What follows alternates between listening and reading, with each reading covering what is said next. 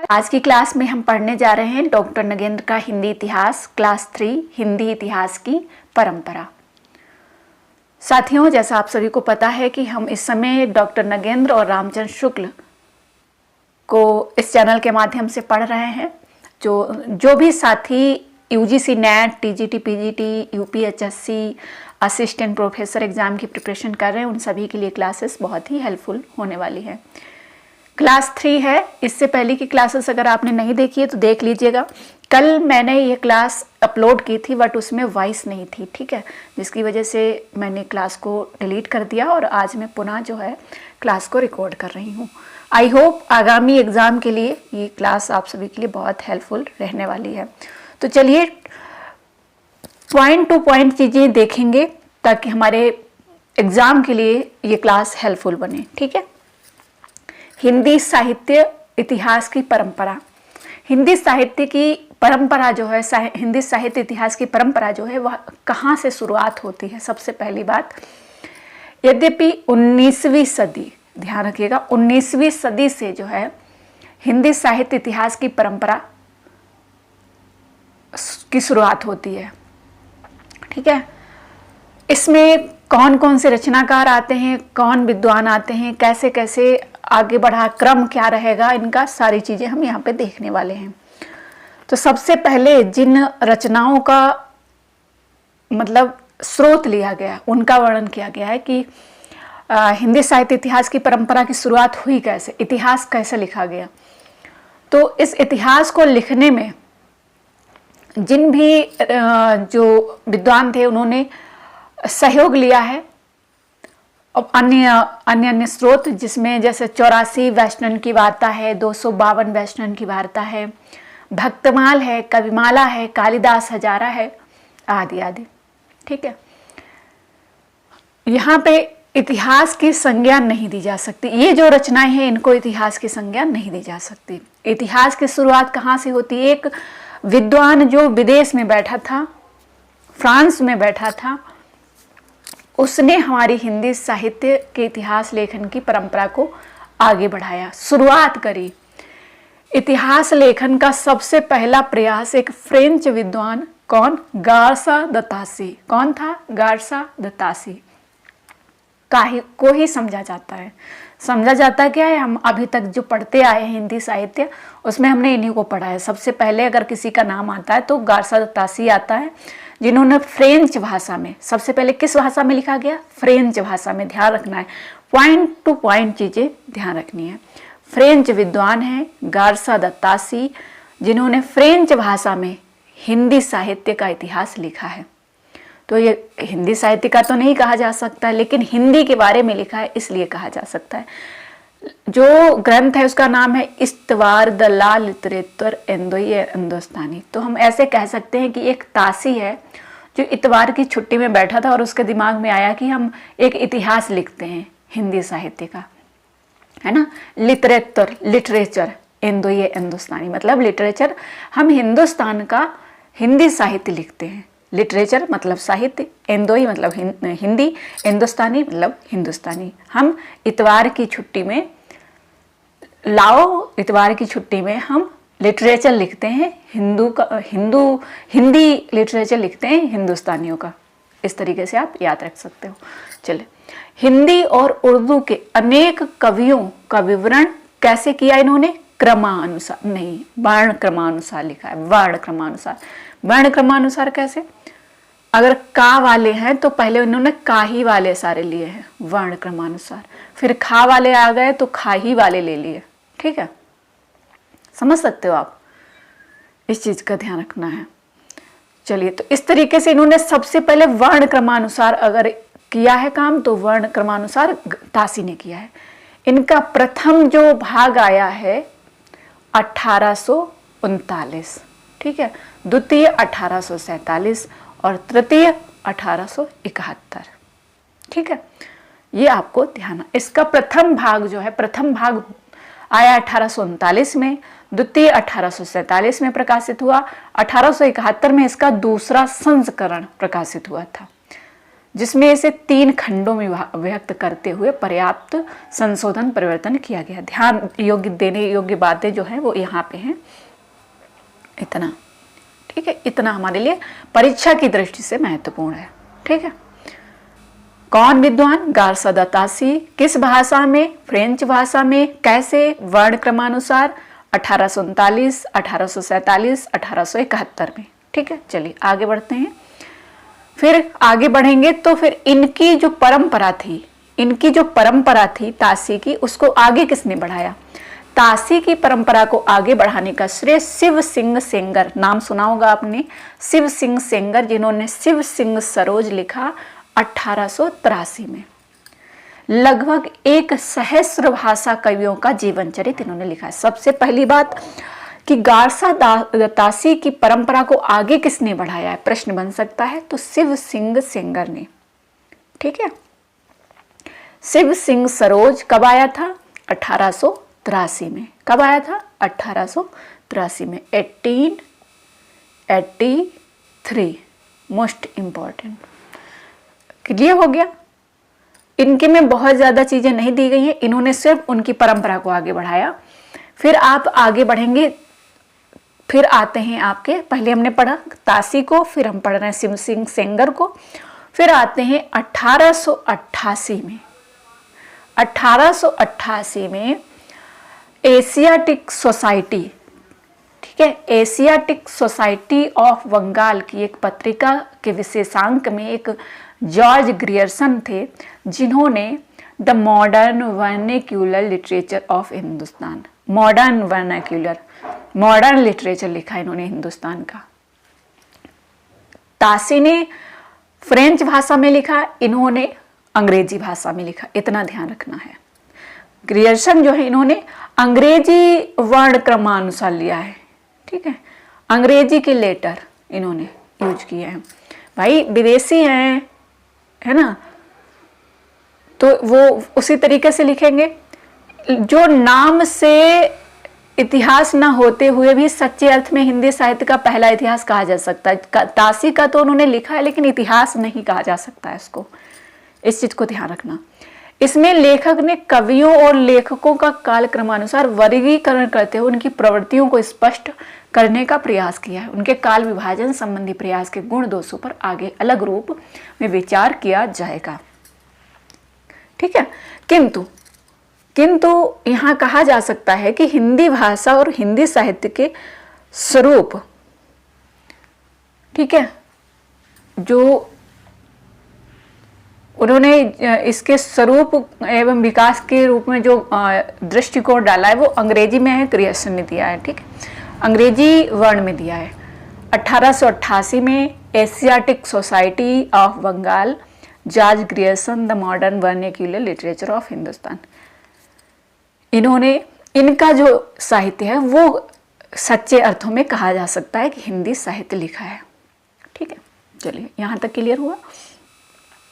अब यहाँ पे आपको देखना है कि जो डॉक्टर नगेंद्र हैं वो लिख रहे हैं कि मैं आधुनिक भाषा साहित्य का ही विवरण प्रस्तुत करने जा रहा हूँ, अतः मैं संस्कृत में, ठीक है, अतः मैं संस्कृत में ग्रंथ रचना करने वाले लेखकों का विवरण नहीं दे रहा हूँ।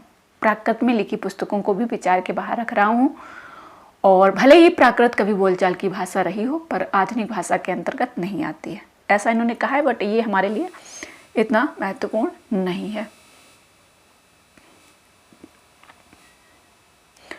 चलिए आगे देखेंगे। इनकी जो ग्रियर्सन की दूसरी विशेषता यह है कि उन्होंने अपने ग्रंथ के आधार स्रोत के रूप में तासी एवं शिव सिंह सेंगर के ग्रंथों के अतिरिक्त, देखिए जो ग्रियर्सन है इन्होंने स्रोत के रूप में तासी और शिव सिंह सेंगर के ग्रंथों को लिया है, मोस्ट इंपॉर्टेंट है।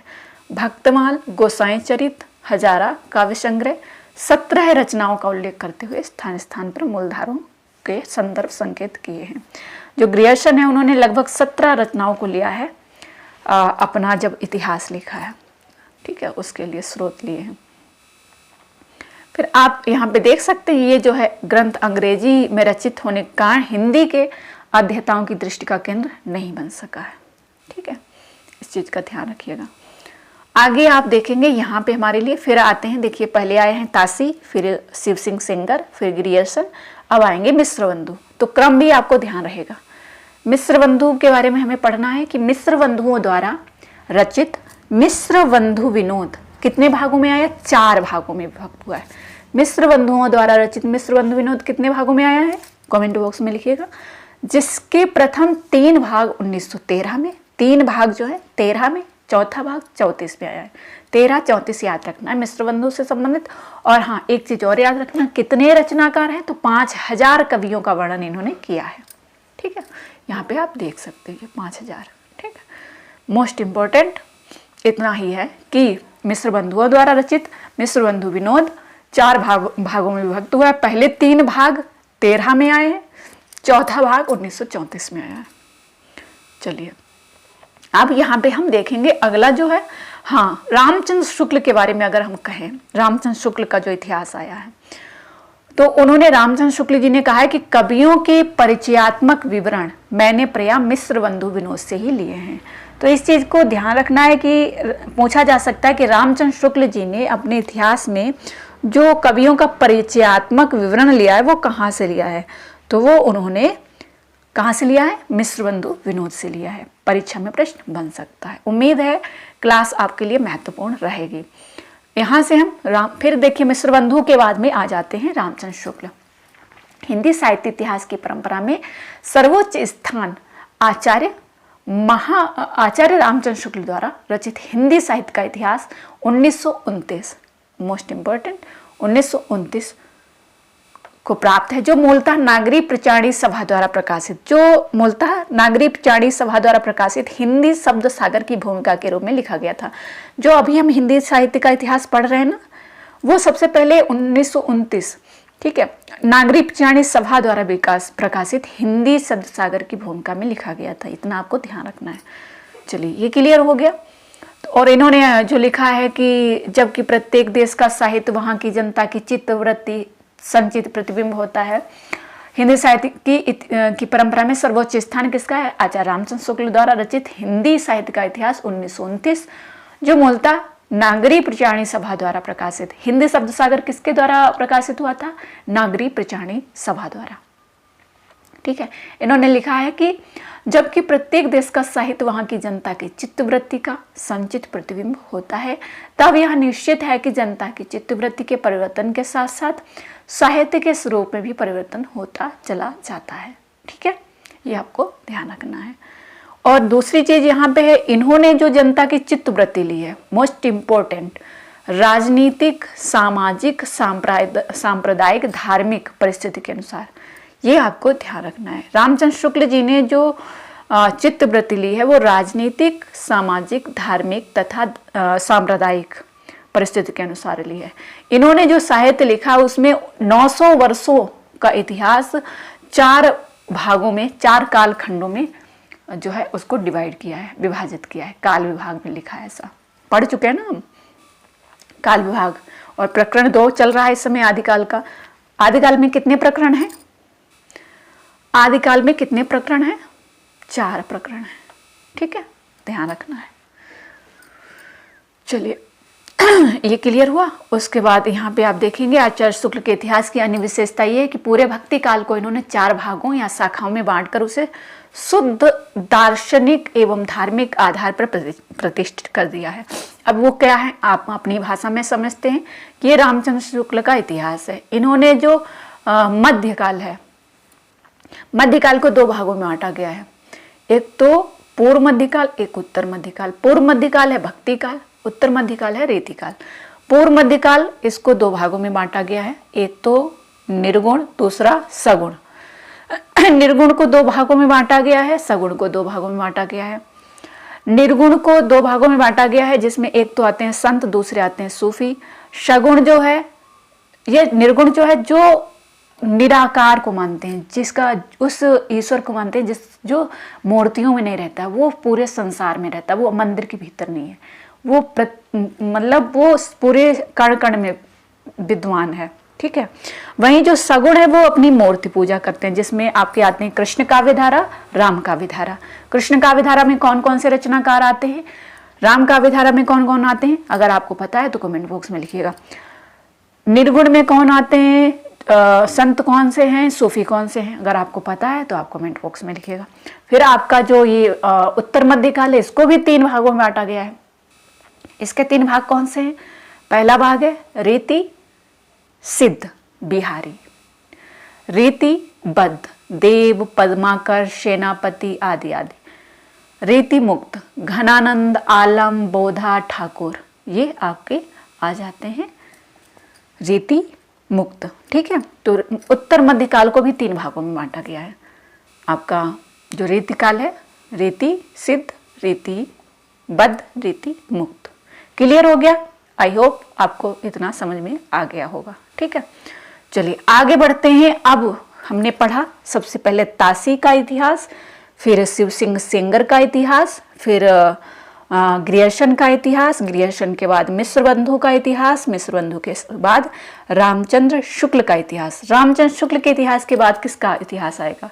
हजारी प्रसाद द्विवेदी जी का। ठीक है, हजारी प्रसाद द्विवेदी जी का।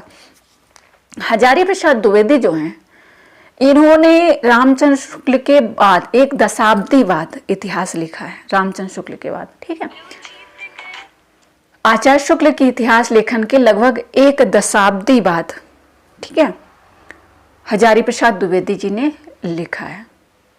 इस क्षेत्र में अवतरित हुए हैं। ठीक है, किस क्षेत्र में? इतिहास लिखने में। इनकी जो रचना आई है वो है हिंदी साहित्य की भूमिका। ठीक है, हिंदी साहित्य की भूमिका।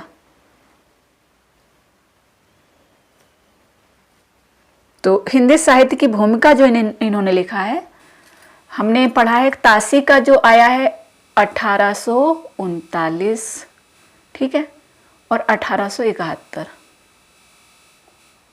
1847। फिर वहीं हमारे जो सेंगर आते हैं 1883, ग्रियर्सन आते हैं 1888। ठीक है, मिश्र बंधु आते हैं 1913, है ना, 1913 और 1934। जो मिश्र बंधु आते हैं 1913 और 1934, 1913 1934। ठीक है, फिर आते हैं आपके रामचंद्र शुक्ल 1929। क्रम लगाने के लिए भी आ जाएगा, तब भी आपको इस क्लास से क्रम याद रहेगा। ठीक है, अब जब ये हजारी प्रसाद द्विवेदी आए तो कम से ही हम पढ़ रहे हैं एकदम से। 1929 के बाद जो हजारी प्रसाद ने लिखा है अपना पहला हिंदी साहित्य की भूमिका 1940। क्लियर हो रहा है ना? कमेंट बॉक्स में जरूर बताइएगा।